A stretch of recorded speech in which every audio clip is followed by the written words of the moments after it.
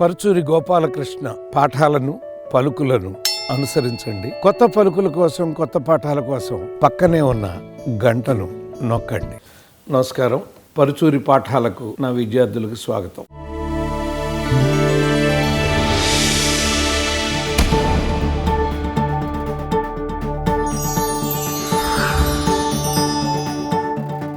ఈ పాఠం మొదలెట్టే ముందు నిన్న ఎవరో వెబ్సైట్లో చూశాను నేను, త్రివిక్రమికి పరుచూరి హితబోధ అని. దయచేసి నేను చెప్పేది హితబోధలాగా ఎవరు ఫీల్ అవ్వబాకండి. ఇది నేను విద్యార్థులకు చేస్తున్న బోధన మాత్రమే. అంటే భగవంతుడు నాకు ఒక విద్య ఇచ్చాడు, ఒక సినిమా రచన అనే విద్య. ఆ విద్యలో నాకు తెలిసిన విషయాలు నా ద్వారా ఇంతైనా అందుతోంది అనేటువంటి భావన తప్ప మరొక భావన లేదు. ఒకటి. రెండు, మళ్ళీ మళ్ళీ చెప్తున్నానండి, మీరు గుర్తుపెట్టుకోండి. ఇలా చేస్తే ఆడేదా, ఇలా చేస్తే ఆడేది కాదా అనేది మనెవరికి తెలియదండి. అది నిర్ణయించేది ప్రేక్షకులు మాత్రమే. ఈ రోజున 11th అవర్లో భాగంగా వాంటెడ్ లెంగ్త్, అన్వాంటెడ్ లెంగ్త్ అనే దాని గురించి మనం చెప్పుకుందామండి. అంటే సార్ అన్వాంటెడ్ లెంగ్త్ పెట్టి 3-3.5 గంటలు సినిమా తీస్తారా? అది కాదండి. మీరు 2 గంటల 10 నిమిషాల సినిమాలో కూడా ఒక్కొక్కసారి అన్వాంటెడ్ లెంగ్త్ ఉంటుంది, ఒక్కోసారి వాంటెడ్ లెంగ్త్ మిస్ అవుతూ ఉంటుంది. ఆ పాఠం ఇవాళ మనం నేర్చుకుందామండి. ఇప్పుడు షోలే చాలా గొప్ప హిట్ అండి, అద్భుతమైన సక్సెస్ఫుల్ సినిమా. అయితే కథ చూడండి. ఒక గ్రామం మీదకి బందిపోటు దొంగలు వచ్చి చేస్తాంటే ఒక పోలీస్ అధికారి అతను అడ్డం పడితే ఆ పోలీస్ అధికారి చేతులు అతను నరికేస్తే ఒక 2 హీరోలు ధర్మేంద్ర, అమితాబ్ బచ్చన్ అనే వాళ్ళ హెల్ప్ ఆయన తీసుకుని ఆ దొంగల ఆట కట్టించాడు. ఇంతే కదా. వాళ్ళిద్దరూ రాగానే సమస్యలోకి వెళ్ళాడా? వెళ్ళకుండా అమితాబ్ బచ్చన్ గారు జయబాదురి, ధర్మేంద్ర గారు హేమమాలిని వీళ్ళ ప్రేమ కథని డెవలప్ చేసుకుంటూ వెళ్ళాడు.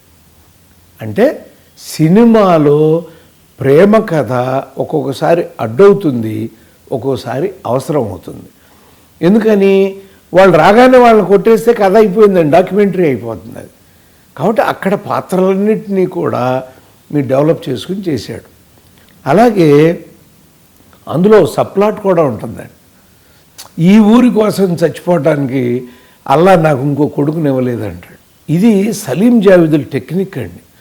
ఒక్కొక్క సినిమాలో క్రిస్టియన్ పాత్రని, ఒక్కొక్క సినిమాలో ముస్లిం పాత్రల్ని ఉపపాత్రలుగా, సహాయ పాత్రలుగా, క్యారెక్టర్ ఆర్టిస్టులుగా పెట్టి అద్భుతంగా ఎపిసోడ్లు పండించేవారండి వాళ్ళు. పండిస్తే ఏంటంటే ఆ సినిమా చూడటానికి రానిటువంటి కమ్యూనిటీ కూడా వచ్చి చూసే అవకాశం ఉందండి కదా. కాబట్టి ఇది వాంటెడ్ లెంగ్త్, అంటే ప్రేమ వాంటెడ్ లెంగ్త్. నీ కథకి బలం చేకూర్చుకునే పాత్రలో, అంటే వీళ్ళు వచ్చిన తర్వాత కూడా ఒక అద్భుతమైనటువంటి ఆ విలన్స్ ఎంత భయంకరమైన వాళ్ళు చూపించటానికి వాడుకున్నాడు ఎపిసోడ్ ఇదండి.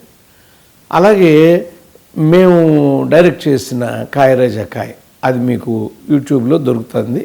సరదాగా చూస్తే అన్వాంటెడ్ లెంగ్త్ని వాంటెడ్ లెంగ్త్ ఎలా చేయొచ్చు అనే పాయింట్. దాంట్లో ఏంటంటే ఒక రావు గోపాలరావు అనే పాత్ర, ఆయన బాగా డబ్బు ఉన్న ఆయన. అప్పుడు సీలింగ్ యాక్ట్ వచ్చి ఉందండి. సీలింగ్ యాక్ట్లో చాలామంది ఏం చేశారంటే ఆ చచ్చిపోయిన వాళ్ళ పేర, నౌకర్ల పేర, అట్ల పేర, అటు పేర 18 ఎకరాలు సర్దేసుకుని కాపాడుకున్నారు ఆస్తులు. అలా కాపాడారు అని తెలిసినటువంటి మురళీమోహన్ గారు అనే హీరో పాత్ర ఇది పనిచేయటానికి చూస్తే ఒక హత్య కేసులో ఆయన్ని ఇరికించి జైలుకి పంపిస్తాడు రావు గోపాలరావు పాత్ర. ఆయన్ని ప్రేమించిన సుమలత గారు జైలుకు వెళ్ళి ఆయనతో తాళి కట్టించుకుని వస్తుంది. ఏంటి పిచ్చిదానా అని ఎగతాళి చేస్తాడండి. ఆ 18 ఎకరాలు నీకు దక్కనేమనయ్యా, నువ్వు ప్రభుత్వాన్ని మోసం చేశావు. రోజు నేను జైలుకి ఇందులో అన్నం వండుకుని తీసుకుని వెళ్ళి నా మొగుడికి పెట్టుకుంటాను అంట. అలా అయితే నేను హైకోర్టు దాకా తీసుకెళ్ళి వాడికి యావజ్జీవ శిక్ష వేయిస్తానే. అప్పుడు వెండి కంచం ఒకటి కొంటాను, వెండి కంచంలో నా మొగుడికి పెడతాను. నువ్వు ఆ రూట్లో వస్తే సుప్రీంకోర్టు దాకా వెళ్ళి ఉరిశిక్ష వేయించేస్తాను అంటాడు. నువ్వు ఆ శిక్ష కనుక వేయించేటైతే 18 ఎకరాలు తెగనమ్మి నా మొగుడు పేరుతో ఒక తాజ్మహల్లా కట్టిస్తాను తప్ప నీకు మాత్రం దక్కనివ్వను. ఇది ఇంటర్వల్ సీన్ అండి. థియేటర్లో చూడాలి ఆ సీన్ని. నేను ఆ జూన్ 1వ తారీఖు రిలీజ్ అయిందండి 1984. 7 రోజుల క్రితం మాదే బొబ్బిలి బ్రహ్మన్ రిలీజ్ అయింది. సూపర్ హిట్ అయి ఉంది. అప్పటికి నేను నటుడిగా లేను కాబట్టి నన్ను గుర్తుపట్ల. ఎవరో భార్యాభర్త ఇద్దరు సంధ్య పక్కన 2 థియేటర్లోనూ ఉన్నాయండి. చెరొకటి 2 మా సినిమాలే. భర్త అన్నాడు కాయరాజా కాయకి వెళ్దామంట. బొబ్బిలి బ్రహ్మన్ బాగుందంట, దానికి వెళ్దామంట అన్న అమ్మాయి.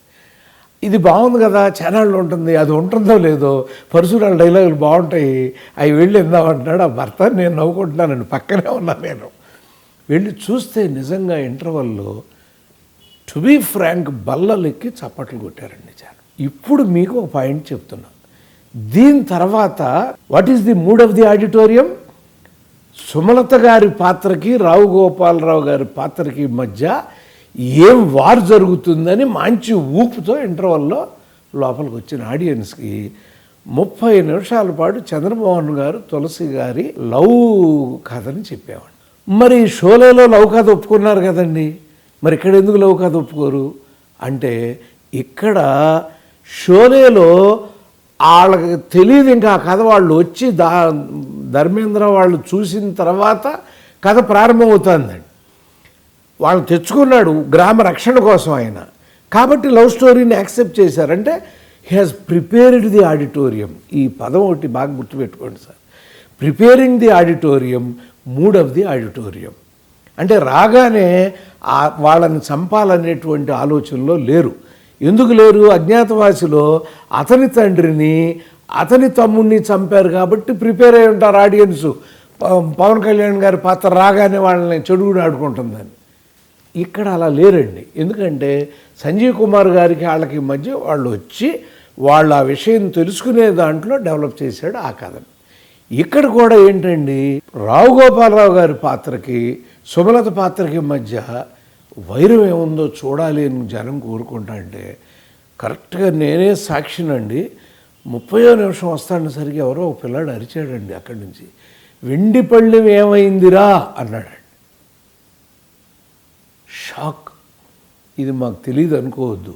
పాల్కోటి సత్యనారాయణ గారు నేను పోరాడాం వెంకటేశ్వరరావుతో, ఈ కథ ఇక్కడ ఇవ్వద్దు, చాలా బాగుంది, ఇది కావాలంటే ముందుకు సర్దుకుని మురళీమోహన్ గారు సుమలత గారి పాత్రలకి చంద్రమోహన్ తులసి పాత్రల మధ్య ప్రేమ నడిపి మధ్యలో హుక్ చేసుకుని అక్కడి నుంచి కథ అడ్డం లేకుండా వెళ్ళిపోదాము అని అంటే అప్పుడు అన్నయ్య వెళ్ళా.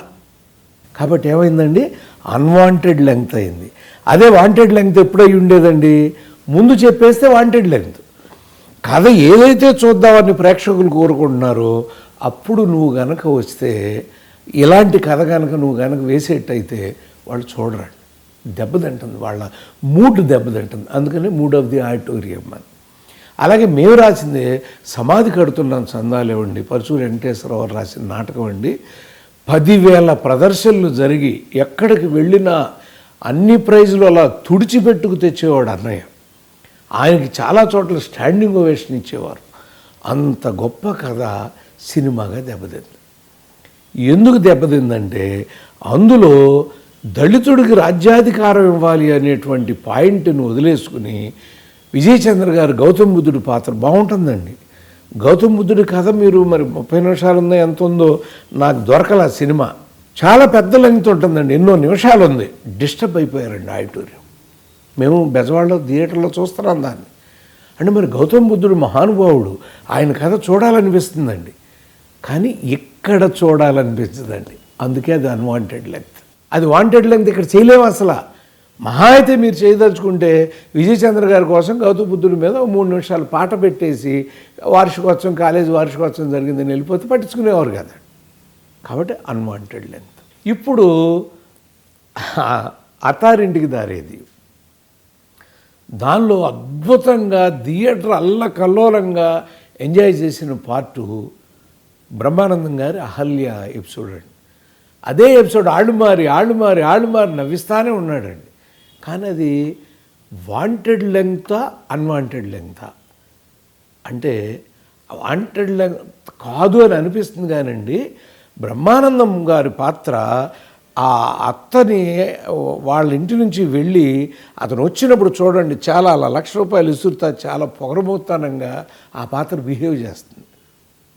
అత్త మీద ఉన్న గౌరవంతో అతనికి బుద్ధి చెప్పాలి అని హీరో అనుకున్నాడు కాబట్టి ఆటోమేటిక్గా అది వాంటెడ్ లెంగ్త్ అయిపోయి మీరు ఎంజాయ్ చేశారు. ఇంకో పాయింట్ కూడా నిన్న మీకు క్లారిఫై చేయాల్సింది, నేను తెలుగు విశ్వవిద్యాలయంలో పాఠం చెప్తా అంటే, సార్ అజ్ఞాతవాసిది విన్నామండి, మరి అజ్ఞాతవాసిలో పగా ప్రతీకారం కదా అన్నారు కదా, జనతా గ్యారేజ్లో కూడా మరి హీరో ఫాదర్ని చంపారు కదా, ఆయన ప్రేమ అది చేస్తే మరి అక్కడెందుకు అడ్డం రాలేదండి ఈ ప్రేమ అని స్టూడెంట్. గుడ్ క్వశ్చన్స్ అండి. పిల్లలు ఇలాంటి ప్రశ్నలు వేస్తేనే మిగతా వాళ్ళందరికీ కూడా వేరే వెంటనే పిల్లలకు కూడా వస్తాయండి.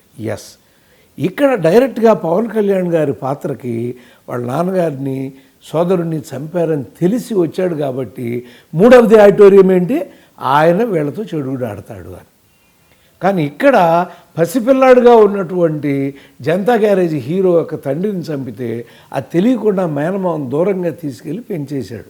అతనికి కథ తెలియదు, అంటే ప్రిపేర్డ్ది ఆడిటోరియం. ఇతనికి ఎప్పుడో కథ తెలుస్తుంది, తెలిసినాకేమవుతుంది అని మిమ్మల్ని ప్రిపేర్ చేసుకున్నాడు. ఆడిటోరియానికి అర్థమవుతుందండి వీళ్ళ నాన్న ఇక్కడ చనిపోయి ఉన్నాడు, పెదనాన్న ఇక్కడ ఉన్నాడని, కానీ అతనికి తెలియదు, హీరోకి తెలియదు. అందుకని ఇప్పుడు ప్రేక్షకుడికి తెలిసి పాత్రకి తెలియనప్పుడు ఒక మోర్ ఇన్వాల్వ్మెంట్ ఉంటుందండి. అందులో వెళ్ళాడు కొరటాల శివ గారు. ఇప్పుడు లేటెస్ట్ ఫిల్మ్లో అన్వాంటెడ్ లెంగ్త్ని వాంటెడ్ లెంగ్త్ చేయగలిగినటువంటిది ఇంకోటి నా పేరు సూర్య. నా పేరు సూర్యలో ఇంతకుముందు నేను పాఠంలో చెప్పాను మీకు, అది అన్వర్ కథ అడ్డం వచ్చింది, హీరో మోటివ్కి అడ్డం వచ్చింది అని చెప్పాను. కాబట్టి అది అన్వాంటెడ్ లెంగ్త్ అని. కానీ చాలా బాగుంటుందండి. ఒక షోలేలో ఎలా అయితే ఒక ముస్లిం పాత్రని హైలైట్ చేశారో అంత అద్భుతంగా వకాంత వంశీ గారు హైలైట్ చేశాడు దాన్ని. మరి ఎందుకు అన్వాంటెడ్ లెంగ్త్ అయింది? హీరో ఆ మోటివ్లో లేడు, బోర్డర్కి వెళ్ళాలి అని. కాబట్టి తెలివితేటలతో వకాంత వంశీ గారు కనుక దీన్ని వాళ్ళ నాన్న పెట్టే పరీక్షల్లో ఒక భాగంగా నువ్వు బోర్డర్కి వెళితే చేసే ఒక మంచి పని ఏదో చేసి చూపించు అప్పుడు సర్టిఫికేట్ ఇస్తానంటే, ఈయన దాన్ని ఆ ఎపిసోడ్ని వాడుకుని అతన్ని అద్భుతంగా ఒక ముస్లింని ISISలోకి వెళ్ళిపోయినటువంటి ఒక పిల్లవాడిని తీసుకొచ్చి మళ్ళీ జనవాహినిలో కలిపాడనేది అద్భుతమైందండి. దాని మూలంగా అతను సర్టిఫికేట్ పొందుతున్నాడు అనేది కూడా ట్రీట్ చేసుకోవచ్చాడు. అప్పుడు వాంటెడ్ లెంగ్త్ అయి ఉండేదండి. మళ్ళీ అదనమాట వాంటెడ్ లెంగ్త్ అన్వాంటెడ్ లెంగ్త్ అనేటువంటివి మనం ఎప్పుడు కూడా, అలాగే మీకు భరత్ అనే నేలలో కూడా నేను మీకు చెప్పానండి, వాంటెడ్ లెంగ్త్ చేసుకుంటానికి అవకాశం ఉండి కూడా కొరటాల శివ చేసుకోలేదు. అదేంటంటే హీరోయిన్ పాత్రని హీరోతో పాటు ఆ విలేజ్ టూర్కి కనుక తీసుకొచ్చి ఉంటే సినిమాలో గ్లామర్ పెరిగేది. ఇప్పుడు గ్రామర్ ఉందండి, అద్భుతమైన గ్రామర్, పొలిటికల్ గ్రామర్ ఉంటుంది సినిమా నిండా, అద్భుతమైన గ్లామర్ పెరిగేది. మీకు చెప్పినట్టుగా స్వామి ఆ పాటలో కూడా హీరోయిన్ ఉపయోగపడేది. అన్నిటినీ మించి ఏదో వాళ్ళిద్దరూ వెళ్ళి అక్కడ ఉంటే అది ఫోటో వేసి అల్లరి చేసేదానికంటే ఇలా ఇతనితో పాటు ఫాలో అవుతూ అంటే కథకి ఏది ముఖ్యం, హీరోకి ఆ హీరోయిన్కి మధ్య ఒకటి అంటగట్టి అతను ముఖ్యమంత్రి పదవి నుంచి రాజీనామా చేసే పరిస్థితి విలన్ క్రియేట్ చేస్తున్నాడు.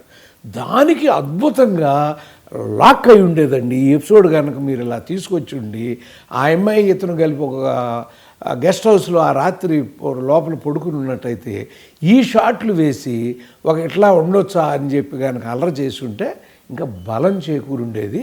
అది వాంటెడ్ లెంగ్త్ అని. కాకపోతే ఆయన ట్రూ టు ది స్టోరీ వెళ్ళదలుచుకున్నాడు కొరటాల శివ గారు. ఎందుకంటే పొలిటికల్ డ్రామా రాయదలుచుకున్నాడు తప్ప దానిలో ప్రేమ డ్రామాని మిక్స్ చేయదలుచుకోవాలి ఆయన రైటర్గా డైరెక్టర్గా. అందుకని అలా చేసుకున్నాడు. కాబట్టి విద్యార్థులారా మీరు తెలుసుకోవాల్సింది ఏంటంటే, ఇప్పుడు మీరు చూస్తున్నప్పుడు కొన్ని సినిమాల్లో మీకు టక్కుమని అబ్బాయి ఇది అడ్డం వచ్చింది అని అనిపిస్తుంది. అప్పుడు అనుకోండి ఇది అన్వాంటెడ్ లెంగ్త్. వెంటనే దీన్ని వాంటెడ్ లెంగ్త్ చేయొచ్చా ఎక్కడన్నా పెట్టని కూడా ఆలోచించండి. నేను 11th అవర్ చెప్పడం కాదు, మీరు 11th అవర్లో వేరే మీరు రాసిన కథలకే కాదు వేరే సినిమా చూస్తా కూడా అనుకుంటే మీకు అభ్యాసం అవుతుందండి.